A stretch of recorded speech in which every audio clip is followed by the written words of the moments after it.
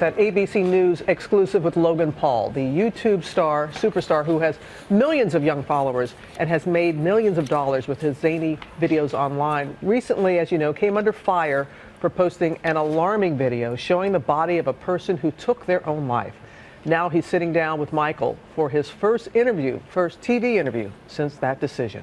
I'm going to keep this short, simple, and sweet because I don't want to focus on the Paul boy for too long. This was very highly requested, so don't get on my ass for making another video about Logan. With his return to YouTube creeping up slowly, I felt that it would be necessary to actually go ahead and talk a little bit about my developing feelings on the Paul boy. I'm not going to put a body language disclaimer in this video, but I highly suggest you check out the description box below for all of that information. Let's get into it. It's been tough because ironically I'm being told to commit suicide myself. He closes his eyes after saying it's been tough, and he keeps them closed for a little bit while he's searching for something to say. It's a emotional response in a sense that he's thinking about all the negative things people have said about him. Obviously, whenever you get death threats and hate messages on the level of extremes that Logan did, that would make anyone emotional. Which really? Millions of people literally telling me they hate me, to go die in a fire. It's like the most horrible, horrific things. So you don't feel like the criticism has been fair?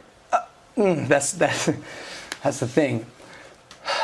I do. Now here's the thing about this head movement that he does whenever he says, here's the thing, how he shakes his head back and forth. This to me shows an indication of what he's about to say next is in opposition to what he thinks. His brain is trying to work out like, okay, this is how I feel and I want to say this. If I say that, it'll make me look bad, so I need to say what the public wants me to say. Logan is definitely holding himself back in this particular instance because I think he knows deep down that yes, in some ways the criticism that he received was warranted, but the hate to that extent was not, and I think he doesn't know how to word it, so it's coming across in that weird, here's the thing, yes I do, because he wants to leave it at that. Keep it short, sweet, simple, so it doesn't get more complicated. It's interesting because I've never seen him sweat this much. He's so stressed out. It's understandable, but I think it's interesting. What made you decide to go to this forest? The idea was to just do another fun vlog, go camp for a night, and make an entertaining piece of content in a forest. And that's the truth. That was the plan. And things obviously changed pretty drastically and quickly. It was 100 yards away from the parking lot.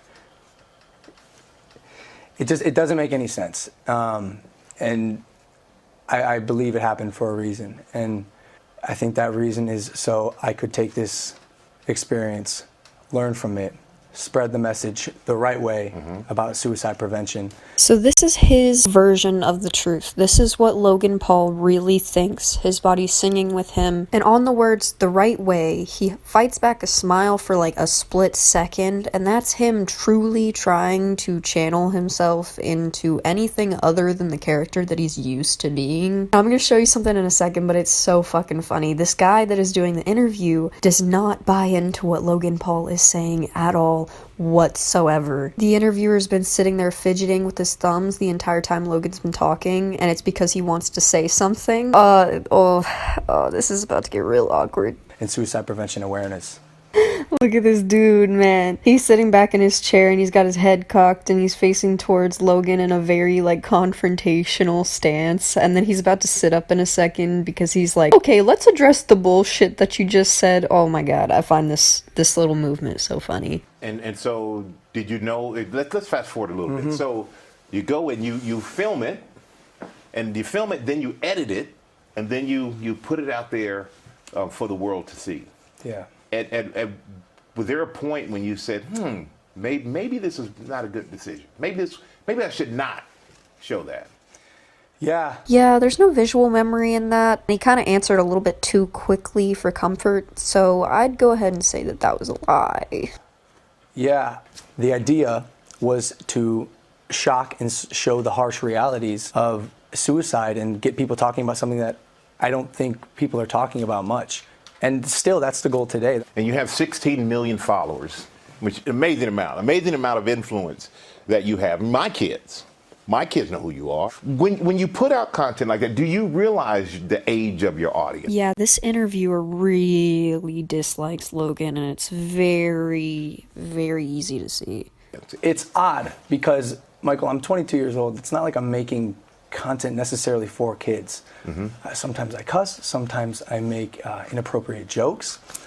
I want to make jokes that kids my age are going to like. I'm my own demographic. Now, I will say I am much more aware of the impact that my actions have on myself and others. For parents out there, because you're the father of 13-year-old twin girls, it's very hard to know everything that your kids watch. Yeah. And there are a lot of parents. Who are saying... And this is where I start to get pissed off at Logan, because this movement that he does, whenever they say, oh yeah, you got a lot of parents, he furrows his brows, instantly looks down, starts fucking fidgeting with his foot, because he's angry and irritated at the backlash he got from parents, which is fucking ridiculous. And you know what? I heard about Logan Paul. I didn't really know who he was until this happened. Who are really going to monitor their kids now. What would you like to say to them? I'm going to be honest with you, Michael. I think parents should be monitoring what their children are watching more. Every parent I meet whose kids are under the age of like 12, I go, hey, you let your kids watch my stuff? And they go, yeah, what am I going to do? And all the fidgeting that his body is doing right now, and how he can't help but smile, is like one of the biggest flashing indicators saying, I am lying. Oh my god, Logan, really? But at the same time, it's not like I'm a bad guy. I am a good guy who made a bad decision. Google Preferred dropped you from their service. Yeah. Do you think... So he hears Google dropped you from their preferred page and instantly goes into one of the biggest betrayals I've ever seen in my life. I really can't. He's so money hungry, it's ridiculous, and I wanted to give him a fair chance. I really did. And I really tried, guys. I really fucking tried. But oh my god, Logan, are you kidding me? Ever since my original Logan Paul video, I've had time to reflect and really think, and I was even on a live stream a couple days ago saying, hey, maybe we should just live and let live and forgive Logan and just go about our lives and stop fucking picking on this kid. But I see why people continue to pick on him, and it's because he does stuff like this. It doesn't take a body language expert to see past the bullshit. I really, really can't believe how insincere this kid is. In some areas he's playing a character, and others he's being himself, and he mixes the two so often. I'm starting to think he could be the boy version of fucking Glitter Forever. You guys wanted to know what I thought about his comeback, and here's what I think about his fucking comeback to YouTube. Should he be able to come back to YouTube? Yes. Should he change up his content? Yes. Should he get therapy? Yes! Get therapy, Logan. Do something about your shitty ass attitude. Alright, that's all I have for today's video. I'll catch you on the next one.